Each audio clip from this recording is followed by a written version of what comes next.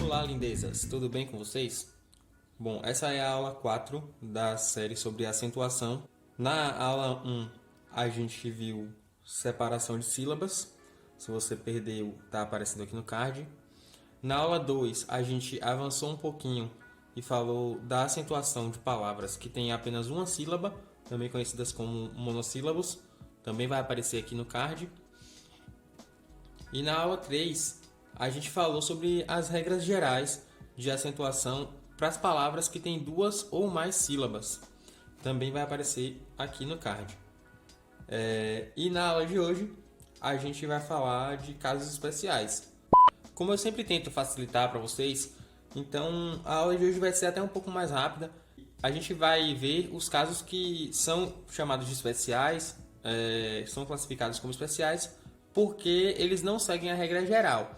A gente vai ver palavras, por exemplo, terminadas com A e que tem a sílaba 2 mais forte, e mesmo assim elas levam acento. Por que elas levam acento se na aula anterior a gente viu que essas palavras não deveriam ser acentuadas? Então, se essas palavras não seguem a regra geral, é porque elas têm outros motivos para receberem acentos.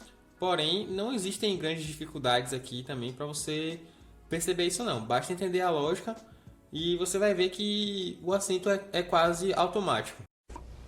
É mesmo, é? Veja as palavras desse grupo, por exemplo. Família, água, história e régua. Todas acentuadas. Todas terminam com A e tem a sílaba 2 mais forte. Sílaba 2, sílaba 2, sílaba 2, sílaba 2. Então, prof, por que a gente coloca acento nessas palavras, mesmo quando a sílaba 2 é mais forte e ela termina com A? Veja como essas palavras ficariam sem acento. Família, água, história e régua. A primeira coisa que a gente percebe aqui é que essas palavras sem acento ganham uma sílaba a mais. Uma sílaba que não existe na palavra como ela é escrita da forma convencional. E a segunda coisa é que justamente essa sílaba que não existe, ela se torna a sílaba mais forte da palavra. Veja, família, água, história, régua. Ninguém fala assim. Essas palavras não existem. Mas isso acontece por causa da regra geral. A regra geral diz que palavras terminadas com A, E e O vão ter a sílaba 2 mais forte se elas não tiverem acento.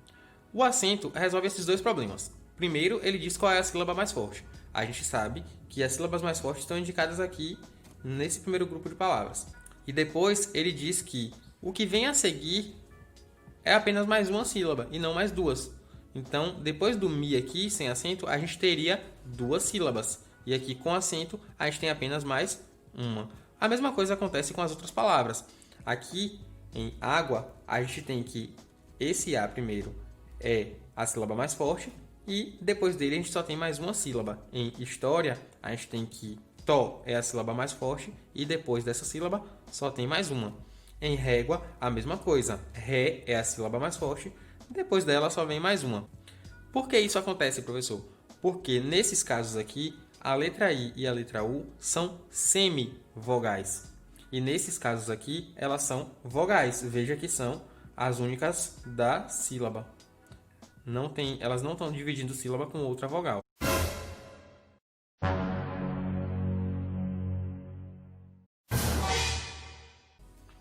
Essa dupla de palavras ajuda a gente a entender a importância desse acento nos casos especiais. Em A, a gente tem secretária. Em B, secretaria. As duas palavras existem. O que muda, na verdade, é a composição silábica dessas palavras. Aqui a gente tem 4 sílabas, aqui a gente tem 5 sílabas. Em A, a gente tem a sílaba mais forte, tá. Em B, a gente tem a sílaba mais forte, ri. As duas são sílaba 2. Porém, a sílaba 2 é diferente para cada uma dessas palavras, a depender de como a gente divide. E como a gente divide, vai depender do acento. Beleza? No grupo 2 de palavras dos casos especiais, a gente tem uma situação parecida com o que a gente já viu na aula 1. Então, a gente tem I acentuado porque ele está sozinho na sílaba. E a gente viu que I e U só formam sílabas sozinhos se eles estiverem acentuados, beleza? Então a gente tem açaí, saí e caí. Como esse I é a sílaba mais forte, fica fácil de identificar que é uma sílaba separada, que não é uma semivogal. Como assim semivogal, professor? Veja, eu vou escrever essas palavras sem acento e você vai entender que o I se torna semivogal. Então a gente tem açaí, saí, caí. 2 impulsos de voz e aqui 3 impulsos de voz, beleza? Sem acento, tudo muda. A gente tem 2 impulsos de voz aqui, açai.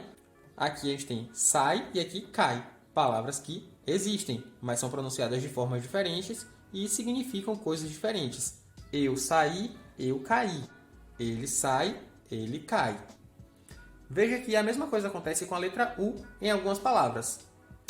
Aqui a gente tem baú, grajaú e pajeú.